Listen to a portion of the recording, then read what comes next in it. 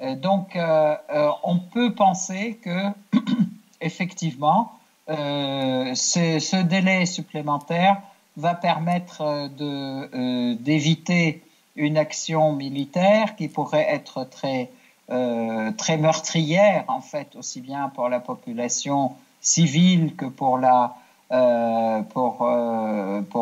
et que destructive aussi dans le secteur. Et notre position, en fait, la position de l'État syrien, est que tant qu'on peut éviter des morts, des blessés et des destructions, on peut le faire, quitte à attendre 2-3 semaines, un mois. Ce n'est pas le problème, mais de toute façon, la pression russe sur la Turquie continue dans ce sens. D'accord. Voilà, donc voilà un peu la situation. Mais en fait, il y a une exigence rapide de réouverture des passages et des routes internationales qui relient Idlib à Hama et Idlib à Latakia, Idlib à Alep. Voilà.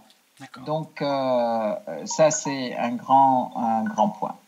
Voilà. Alors, nous arrivons, hélas, à la fin de ce site-rep, parce qu'il y a encore pas mal de choses à dire, mais on peut peut-être signaler une chose, que le départ des troupes US se fait pas forcément complètement, puisque, par exemple, à Al-Tenf, vous m'avez signalé dans la préparation de ce site-rep que la répression terroriste se produit dans ce camp, qui est soumis à la famine. Et apparemment, des crémations massives de victimes de ce camp sont en train de se faire. C'est-à-dire que là, visiblement, les Américains veulent partir, mais avant de partir, de ne pas laisser de traces de leur forfaiture, de leur forfait. Effectivement, ce camp Al-Rukban est un camp qui est très difficile, très dur pour eux, en fait, puisque il est à côté de la base américaine de Al-Tanf. La base américaine, ce sont les Américains qui occupent Al-Tanf, qui confient les aides humanitaires aux terroristes qui sévissent. Il y a plus de 7 à 8 000 terroristes qui sévissent dans ce camp Al-Rukban qui contient presque 70 000 personnes qui sont livrées dans des conditions absolument abominables, dans le froid, dans le vent. À chaque fois qu'il pleut, ils sont dans des flaques d'eau terribles. Et non seulement ils confient les aides humanitaires aux terroristes pour les distribuer, mais qui, eux, donc, vous l'imaginez, exercent une oppression terrible sur la population parce qu'ils les enrôlent de force et ils veulent les amener de force à se battre avec eux contre l'État. Aujourd'hui, en fait, on pense qu'il y a effectivement ces fortes odeurs de crémation. Ils sont en train d'effacer les signes de leur crime. L'ensemble des personnes qui sont mortes de faim ou qui sont mortes sous la torture, etc., ils sont en train de brûler les cadavres. Et aussi de manière à dissuader les autres de s'opposer à eux. C'est une vraie catastrophe. Il est important d'ajouter plusieurs points aussi concernant la victoire de la Syrie et l'acceptation de cette victoire par tous les pays qui ont été les premiers à être contre la Syrie et à couper les relations avec elle, notamment les pays arabes qui avaient voté l'exclusion de la Syrie de la Ligue arabe en 2011, en 2012 même. C'est l'ambassade des Émirats arabes unis qui a réouvert ses portes à Damas. L'ambassade de Bahreïn qui a élevé sa représentation diplomatique aussi à Damas. Il y a eu la visite du président al-Bashir, président soudanais aussi, qui a été reçu par le président Assad à Damas et en toute amitié. La Syrie regarde vers l'avant et ne regarde pas vers l'arrière. Mais il y a eu aussi il y a un mouvement parmi tous ces pays pour la reprise des relations normales avec la Syrie, notamment l'ambassade d'Italie là est en train de à nouveau restaurer son bâtiment et le nettoyer. Donc on pense que c'est une reprise des relations qui est imminente. L'ancien ambassadeur anglais à Damas, Peter Ford, qui a déclaré de toute façon l'année 2019 va voir le retour de l'ensemble des relations diplomatiques des pays européens avec la Syrie, donc retour à la normale. Nous espérons quand même que de toute façon, il va y avoir aussi surtout réouverture, retour aux aéroports syriens, aussi de tous les voyages venant des capitales européennes. Tout ce mouvement, en fait, et toutes ces personnes reviennent reconnaissant la victoire syrienne et l'échec du plan qui était un plan d'agression contre la Syrie. Ils affirment que la Syrie est le pilier, un des piliers importants. La Syrie, l'Irak et l'Égypte sont les piliers importants de la Ligue arabe. Il y a une réunion qui va se tenir de la Ligue arabe à Tunis.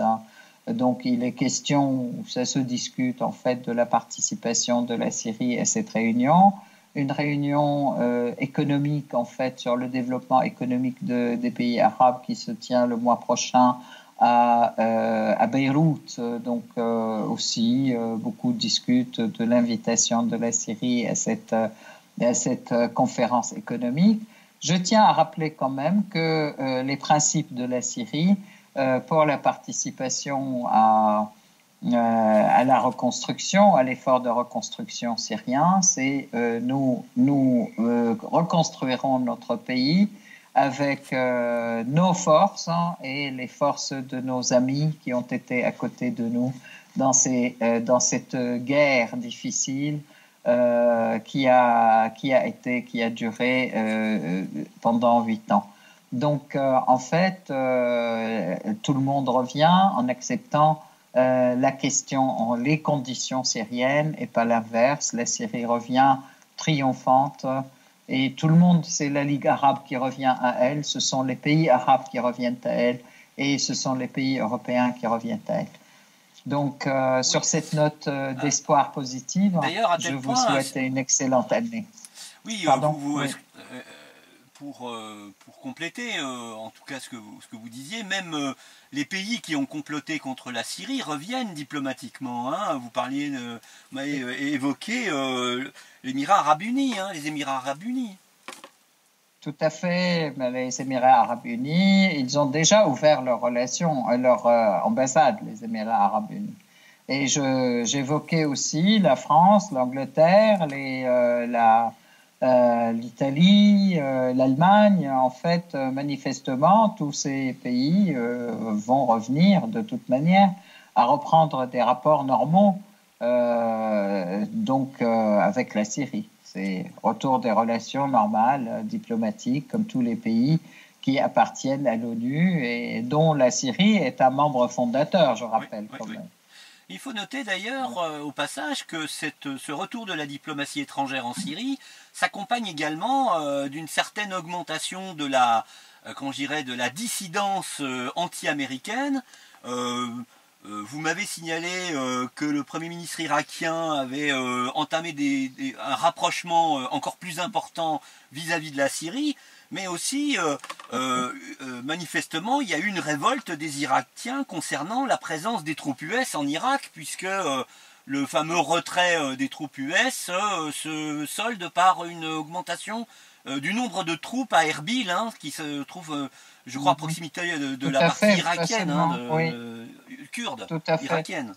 Tout à fait. Il y a une base aussi qui s'appelle Al-Assad à Bani al-Assad, dans une ville qui s'appelle Bani al-Assad.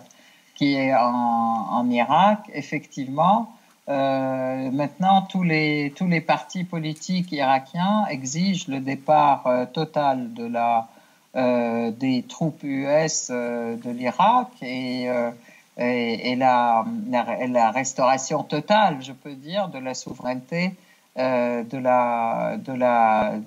l'Irak sur ses terres et en ce qui concerne aussi sa politique intérieure et politique étrangère et politique vis-à-vis des pays arabes, notamment vis-à-vis de la Syrie et vis-à-vis de l'Iran. Donc ça, c'est aussi un point très très important.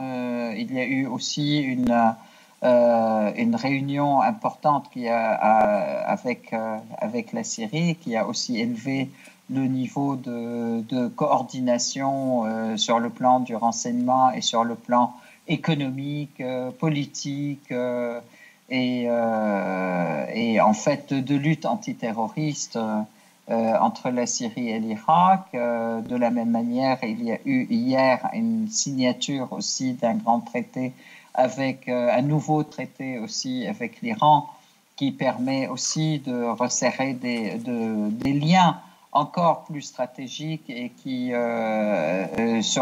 aussi bien sur le plan économique, politique et militaire, et puis de la recherche scientifique, et puis de l'enseignement, de l'industrie du médicament, etc. Donc en fait une collaboration et une coopération dans tous les domaines de l'économie et militaire aussi. Donc entre la Syrie et l'Iran, ce qui est très très important aussi. Et puis voilà, bon, de la même manière, la relation avec la Russie se resserre et devient de plus en plus stratégique parce que les agressions israéliennes répétées aussi font que les relations de la Russie avec Israël sont de plus en plus mauvaises. D'ailleurs, cette dernière agression d'Israël contre la Syrie lui a valu à Netanyahou des critiques très violentes de l'intérieur même de l'État israélien et de l'intérieur des services de renseignement et de l'armée israélienne. En effet, donc en fait là, tout ceci... Oui, et ça, oui, en effet, vous soulignez ça parce que certains Israéliens se rendent compte que là, le jeu est très dangereux parce que les Russes, avec cette dernière attaque, ont la preuve absolue que la destruction de l'Ilyushin 20 avec les 14 membres, les officiers russes à bord n'était pas un hasard parce que c'était une technique qui permettait de se couvrir par des avions de grande taille pour éviter d'être attrapé par les forces anti-aériennes syriennes. Hein, là, l'histoire des 2 avions civils que l'armée syrienne était obligée d'attendre pour pouvoir détruire les missiles israéliens a prouvé à la Russie que ce n'était pas un accident, c'était bien une technique. Et que là, la colère russe a monté encore d'un cran à cause de ça. Hein. Ah, tout à fait, parce que c'est en fait l'armée russe qui a permis effectivement à l'avion d'arriver rapidement à la base de Hmeimim, en fait à l'aéroport de Hmeimim, alors que ce n'était pas sa destination. Ils l'ont contacté pour qu'il arrive vite, puisqu'ils se sont rendus compte de l'attaque, en fait, pour les sauver. C'est incroyable. Hein. Effectivement. Alors, donc, ça c'est vrai, oui. Oui. Alors Essar, excusez-moi, je vais aborder tous les derniers points. Je vous laisserai conclure pour que on ait en fait évidemment fait le point sur tous les sujets que vous avez voulu aborder dans ce site-rep. Ouais. Vous m'avez signalé le limogeage d'Al-Jouber en Arabie Saoudite, hein, c'est le ministre des Affaires de la Défense plutôt, je crois pas des Affaires étrangères, mais de la Défense. Non, c'était le ministre des Affaires étrangères, oui c'était le ministre des Affaires étrangères saoudien qui était toujours en train de très violemment contre la Syrie et qui était aussi un des bras armés, je dirais, pour alimenter les terroristes d'un côté. Donc ça, c'est un changement important. On peut penser que c'est la personne qui est en place, elle aura pour mission de réentamer des rapports, en fait, de recommencer des rapports avec la Syrie, normaux, de représentation diplomatique, respectant les uns et les autres et les responsables, etc. Ça, c'est un premier point. Mais deuxième point aussi, c'est le fait qu'il y ait eu aussi une délégation de députés jordaniens qui est venue en Syrie avec Ayman Safadi, qui est le ministre des Affaires étrangères jordanien, en fait, et puis qui ont affirmé leur volonté aussi de reprendre des relations normales avec la Syrie. Tout ceci aujourd'hui montre effectivement l'échec du plan d'agression contre la Syrie, le triomphe de la Syrie. Et puis, de toute façon, ils se rendent à l'évidence que aujourd'hui, la Syrie a triomphé et qu'elle est désormais un des grands piliers de l'ensemble de la région, chose qui a même été affirmée d'ailleurs par le représentant, l'ambassadeur des Émirats Arabes Unis, là, M. Qarqash, qui disait que de toute façon, la Syrie... Oui, vous disiez même l'Égypte, hein. Il disait, effectivement, il disait que les trois pays qui sont les piliers de la Ligue arabe, c'est la Syrie, l'Égypte et l'Irak. Donc, effectivement, ça c'est... mais lui, Qarqash avait dit que la Syrie est un acteur très important dans la région, pour la stabilité de la région, de la totalité de la région, et c'est un pays de confrontation.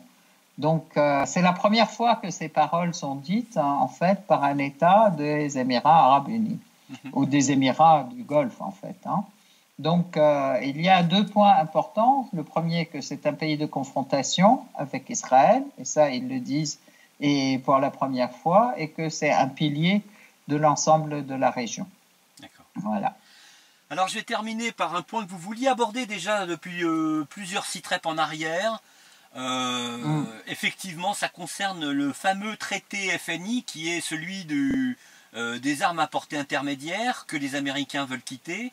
Vous aviez voulu faire remarquer que Merkel et Macron étaient opposés à la sortie des États-Unis de ce traité parce que ça mettrait de nouveau le continent européen en danger. Hein. Les Russes seraient légitimes à viser le territoire européen puisque cette sortie du traité permettrait aux États-Unis de réimplanter des missiles nucléaires, comme c'était le cas à l'époque des Pershing 2, sauf erreur. C'était dans les années 80. Et donc là, c'est un petit peu, quelque part, une certaine rébellion européenne de certains dirigeants européens vis-à-vis des Américains, et puis une façon de s'émanciper aussi de l'Europe, de l'Union européenne. Je pense effectivement c'est une façon de s'éloigner un petit peu ou d'élargir un peu la marge de manœuvre des pays de l'Union européenne ou de ces pays de l'Union européenne par rapport à la politique américaine qui leur est imposée. Et c'est en fait, il y avait plusieurs points qui étaient évoqués. Premièrement, leur volonté de continuer les relations avec l'Iran et ne pas appliquer les sanctions nouvelles qui sont imposées par les Américains contre l'Iran. C'est continuer à accepter aussi l'accord sur le nucléaire iranien. C'est aussi et donc ils étaient dans l'instance de créer une banque spéciale pour pouvoir traiter avec l'Iran au niveau des relations. Mais aussi, donc, il était question, donc, ils n'étaient pas d'accord sur le retrait des Américains de ce traité et auquel eux continuent à adhérer. En fait, ce sont des velléités, effectivement, d'élargir leur marge d'indépendance par rapport aux États-Unis. Je ne sais pas s'ils ont les moyens de continuer dans cette politique. Je pense que en fait, ils font partie quand même, l'Europe fait partie de l'OTAN, et le responsable de l'OTAN, c'est quand même les États-Unis. Alors, bon, là-dessus, on peut dire, effectivement, les contradictions allant en s'approfondissant, peut-être que ça, effectivement, poussera les différents pays aussi européens à aller plus loin, surtout que toutes les sanctions qui sont posées contre la Russie aussi, je voudrais rappeler quand même, les sanctions imposées par les Américains à la Russie sont en train de ruiner la politique et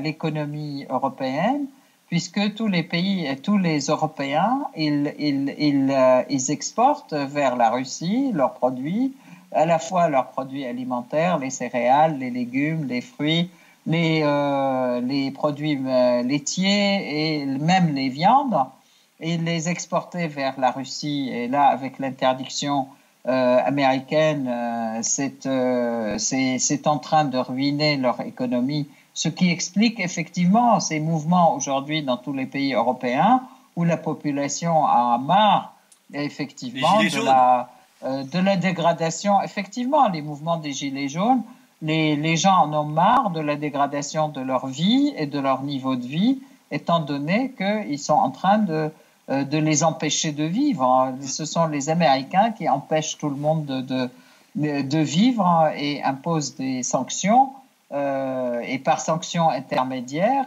des sanctions contre le peuple européen, contre les peuples européens. Je voudrais rappeler aussi l'augmentation des taxes sur les exportations européennes vers les États-Unis, et aussi quelque chose qui va diminuer aussi leurs ventes et continuer à ruiner effectivement la population dans les pays européens.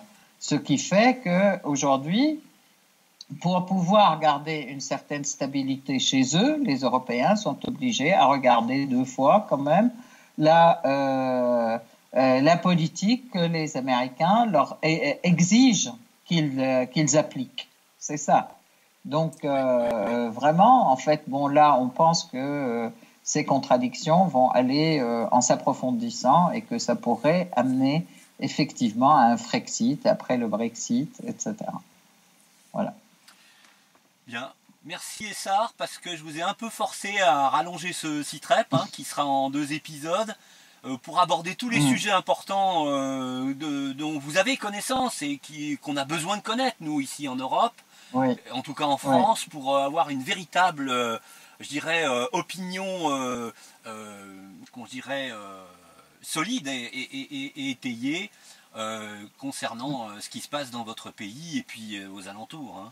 Donc merci Essar, merci de nous avoir donné toutes ces informations. Il ne reste plus qu'à vous souhaiter un bon réveillon du nouvel an et à très bientôt dans le prochain site-rep, le numéro 54.